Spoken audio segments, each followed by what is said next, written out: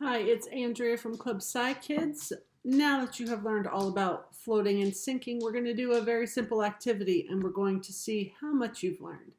All you need for this experiment today are 2 glasses of water filled about 3/4 of the way up, and then 2 clementines, tangerines, whatever you'd like to call them, whatever small orange you have.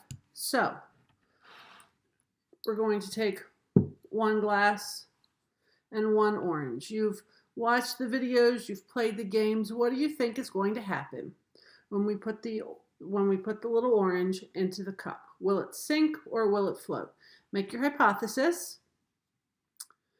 And then what we're going to do is we're going to test it out. So go ahead and take your orange and gently put it in, and it floats. Alrighty, the orange floats. How many of you got that right? Now what you're going to do is take this clementine and go ahead and peel it for me.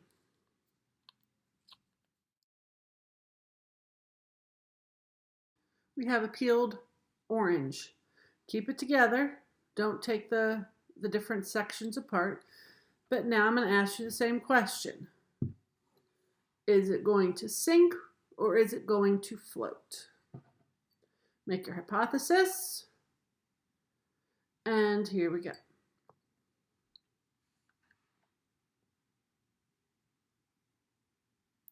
It sank. Now the $1,000,000 question is why? Because if you think about it, we've learned that all things are made of matter. Now, when we unpeeled it, we took off some of the matter. So technically, shouldn't it weigh less? So why did it float? Come up with your predictions, and then I'm going to tell you.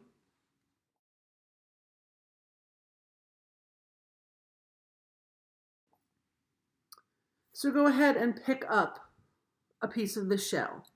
It's very, very porous. It has lots of little holes that are filled with air. That is what is keeping this little orange floating.